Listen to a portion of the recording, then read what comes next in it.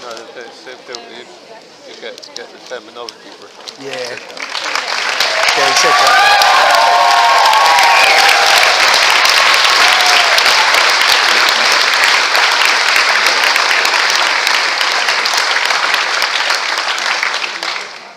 Thank you. What a pleasure to be here, and especially to follow Alain Pape and that magnificent presentation by Leon. If Palestine's youth is anything like her, we have every reason to be, as Alain said, to be optimistic.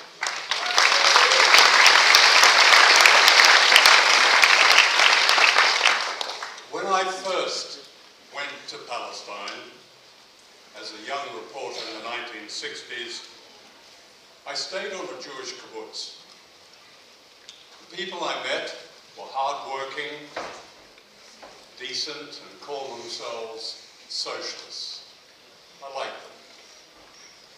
One evening at dinner, I asked about the silhouettes in the distance beyond the perimeter, human silhouettes. Arabs, they said. Nomads. The words were almost spat out. Palestine, they said, had been wasteland, and one of the great feats of the Zionist enterprise was to turn the desert green. They gave as an example their crop of Jaffa oranges, which was exported to the rest of the world. What a triumph against the odds of humanity's neglect of nature, they said. It was the first lie. Most of the orange groves and vineyards belonged to Palestinians, had been taken from Palestinians, who had been tilling the soil and exporting oranges and grapes to Europe since the 18th century.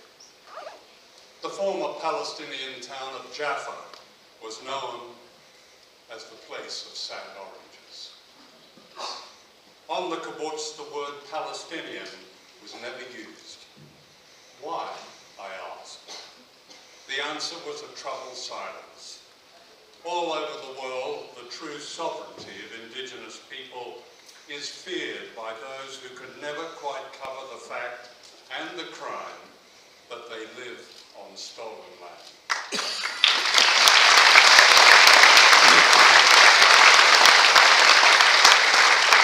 Denying people's humanity is the next step, as the Jewish people know only too well. Defiling people's dignity and culture and pride follows as logically as violence. In Ramallah, following an invasion of the West Bank by Ariel Sharon in 2002, I walked through streets of crushed cars and demolished houses to the Palestinian Cultural Center. Until that morning, Israeli soldiers had camped there. I was met by the center's director, the acclaimed novelist Liana Badri, whose manuscripts, original manuscripts, lay scattered and torn across the floor. The hard drive containing her fiction and a library of plays and poetry had been taken by the Israeli soldiers. Almost everything was smashed and defiled. Not a single book survived with all its pages, not a single master tape from one of the best collections of Palestinian cinema. The soldiers had urinated and defecated on the floors, on desks, on embroideries, on works of art. They had smeared feces on children's paintings and written in shit, born to kill. Liana Badri had tears in her eyes, but she was unbowed. She said, "We will make it right again."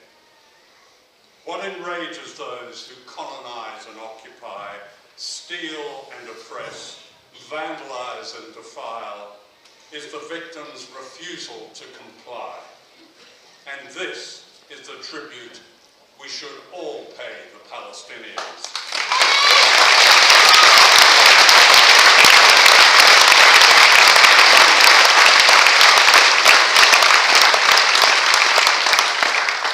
They refuse to comply. They go on. They wait until they can fight again. And they do so even when those governing them collaborate with their oppressors. And from this we must all learn a critical lesson. In the midst of the 2014 Israeli bombardment of Gaza, the Palestinian journalist Mohammed Omar never stopped reporting. He and his family were stricken. He queued for food and water and carried it through the rubble. When I phoned him, I could hear the bombs outside his door. He refused to comply. Mohammed's reports, illustrated by his graphic photographs, were a model of professional journalism that shamed the compliant and craven reporting of the so-called mainstream in Britain and the United States.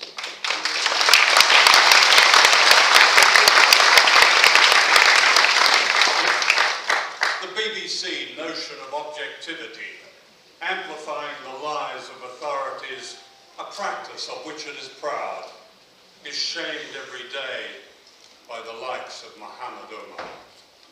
For more than 40 years, I have recorded the struggle of the people of Palestine who have refused to comply with their oppressors.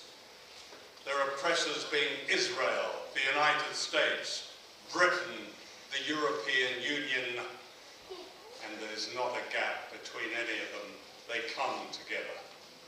Since 2008, Britain has granted licenses for export to Israel of arms and missiles, drones and sniper rifles worth £434 million.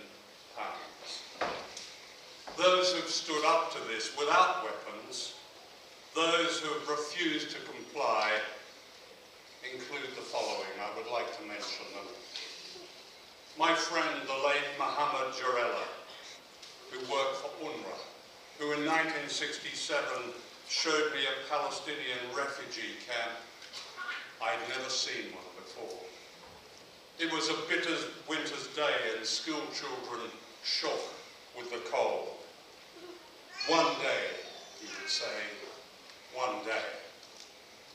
Mustafa Barghouti, whose eloquence remains undimmed, who described the tolerance that existed in Palestine among Jews, Muslims and Christians until, as he told me, and I quote him, the Zionists wanted a state at the expense of the Palestinians. Dr. Mona El-Farah, a physician in Gaza, whose passion was raising money for plastic surgery for children disfigured by Israeli bullets and shrapnel. Her hospital was flattened by the Israelis in 2014. Dr. Khalid Dalan, a psychiatrist whose clinics for children in Gaza, children sent almost mad by Israeli violence such as the sonic booms of aircraft, are oases of civilization. Fatima and Nasser are a couple whose home stood in a village near Jerusalem designated Zone A and B, meaning that their land was declared for Jews only. Their parents had lived there. Their grandparents had lived there. Today the bulldozers are laying roads for Jews only, protected by laws for Jews only. It was past midnight when Fatima went into labour with their second child. The baby was premature, and when they arrived at a checkpoint with the hospital in view, the young Israeli soldier said they needed another document, a familiar refrain to most Palestinians. Fatima was bleeding badly. The soldier laughed and imitated her moans and told her, go home. The baby was born there in a truck. It was blue with cold and soon, without the hospital care it urgently needed, died from exposure. The baby's name was Solomon. For most of you here today, these will be familiar stories. The question is, why are they not familiar to those outside this hall?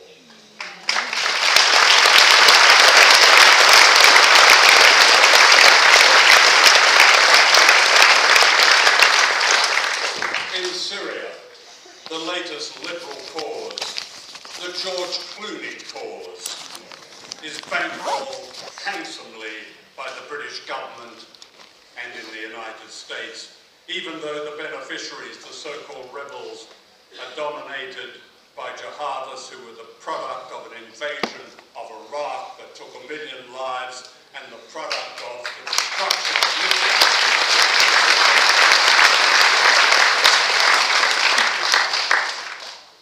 When the United Nations suddenly stirs and defines Israel as an apartheid state, there is outrage.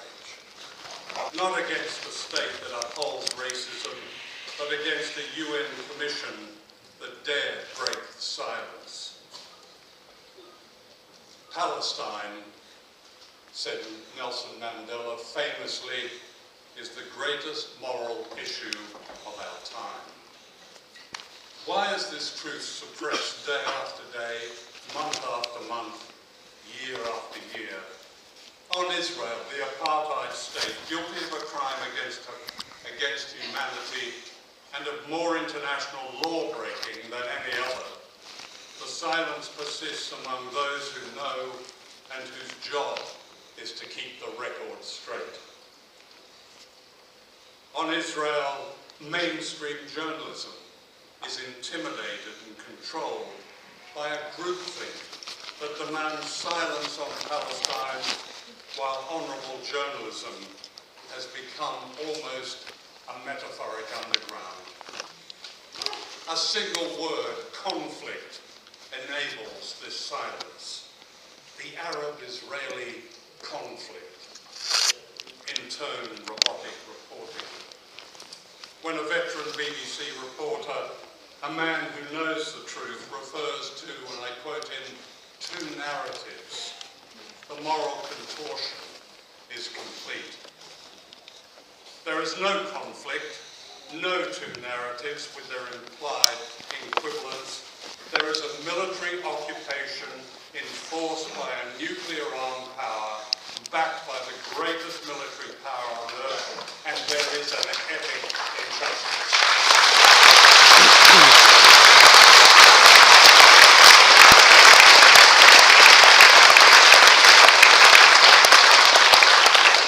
The word occupation may well be banned, deleted from the dictionary, but memory cannot be banned.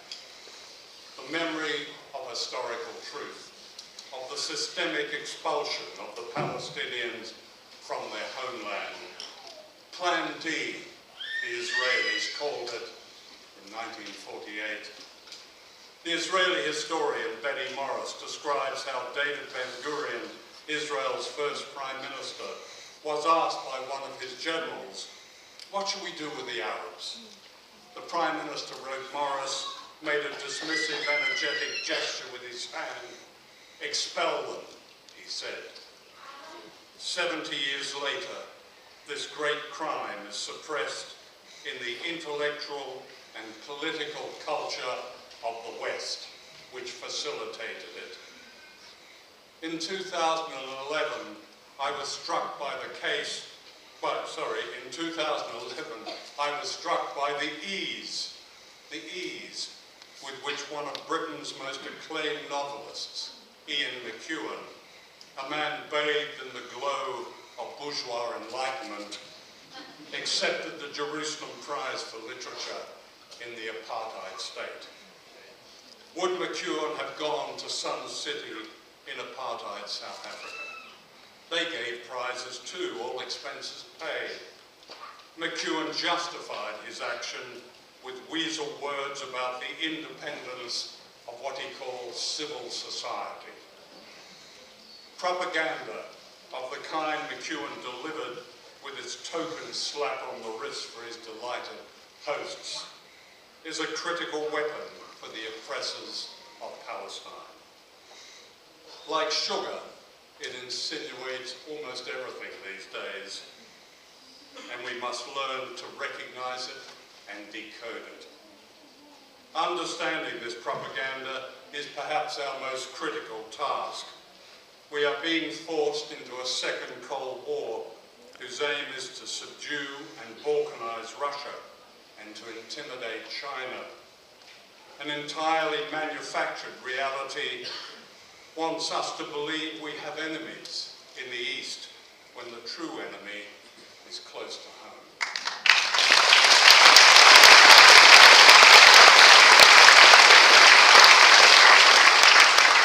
What Ian McEwan calls civil society has become a rich source of propaganda, much of it subtle. Take a term often used by the guardians of civil society, human rights.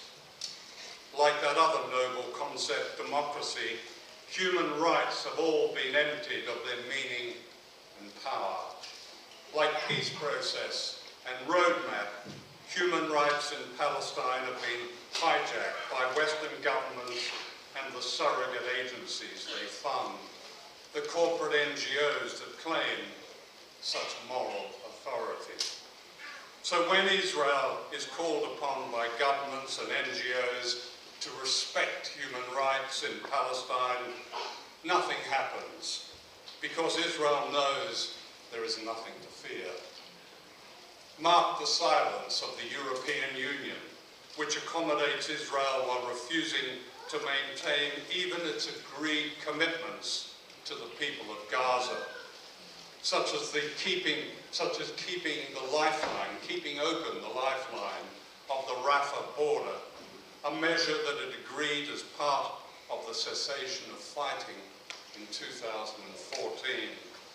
A seaport for Gaza, agreed by Brussels in 2014, has been abandoned. The maverick UN Commission I referred to earlier, its full name is the UN Economic and Social Commission for Western Asia, described Israel, and I quote, as designed for the core purpose of racial discrimination. In 2017, this truth cannot be suppressed indefinitely. What the governments in London, Washington, and Tel Aviv cannot control is that the world is changing, perhaps as never before, and changing fast. People everywhere are stirring. More awareness, more aware today, in my view, than ever. Some are already in open revolt. The atrocity of Grenfell Tower in London has brought people together in an extraordinary, angry, almost national resistance. Thanks to a people's campaign, the judiciary is today examining the evidence of a possible prosecution of Tony Blair for war crimes.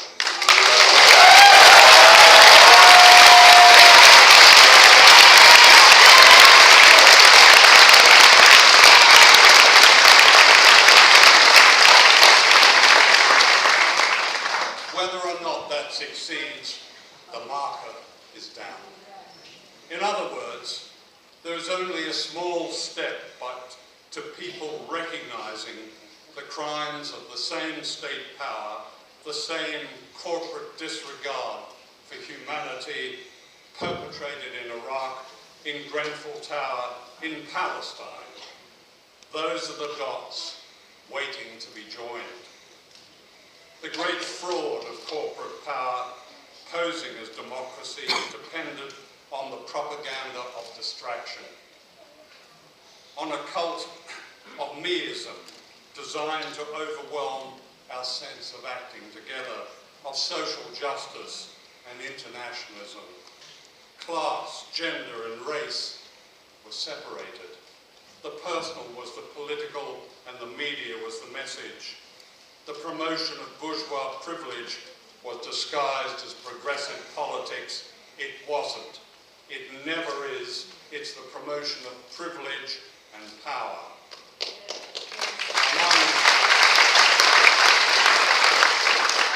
Among young people, internationalism is being restored. Look at the reception the G20 circus in Hamburg has received, and by understanding the truth and imperatives of internationalism, true internationalism, we understand Palestine. Nelson Mandela also said, and I quote, "We know only too well that our freedom is incomplete without the freedom of the Palestinians." What did he mean? At the heart of the Middle East is the epic injustice against Palestine. Until that is resolved and Palestinians have their freedom, there will be no peace in the region until there is equality between Muslims and Jews, Palestinians and Israelis and Christians. There will be no peace in the region. Until there is peace in a country built on war, there will be no peace in the region, or right across the Middle East, or perhaps anywhere. That is the cockpit. That is the place where freedom has to happen. That is where resolution has to happen.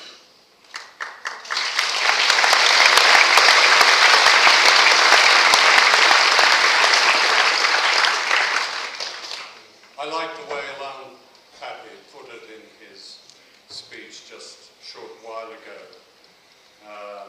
We're not free, Alan was saying, while governments can deny justice to others and imprison others and brutalise others in our name. None of us are free there.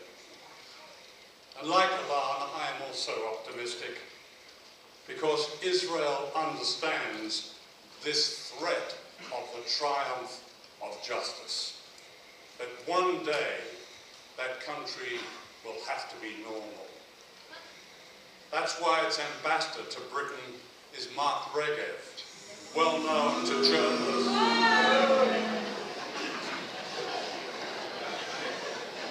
Carry on. It's Mark Regev, well known to journalists as a professional propagandist. That's why the huge bluff of charges of anti-Semitism, as Ilan has called it, was allowed to contort the Labour Party and undermine Jeremy Corbyn.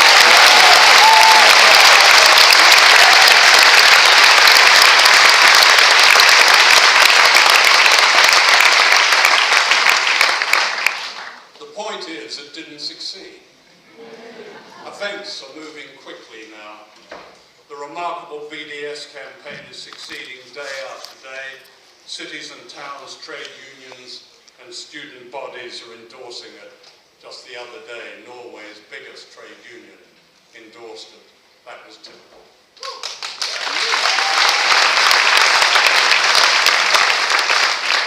The British government's attempt to restrict local councils from enforcing a boycott and disinvestment of Israel has failed in the courts.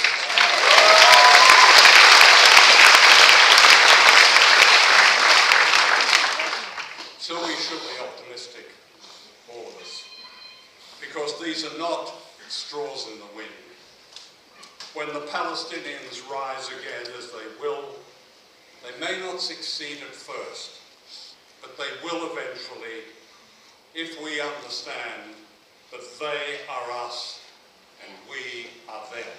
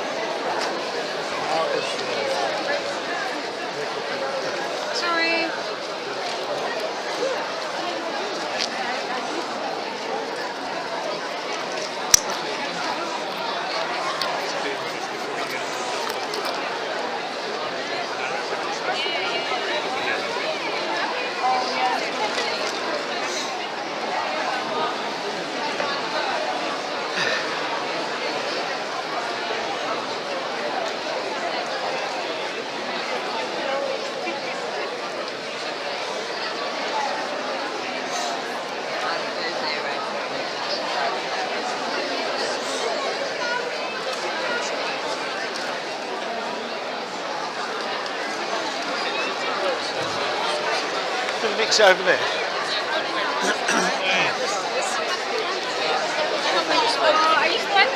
Oh, sorry.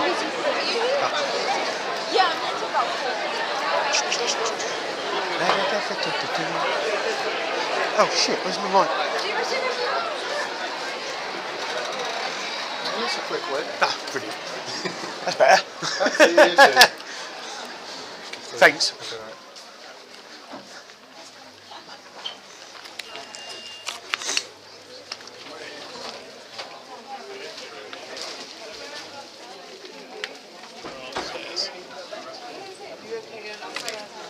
Yeah.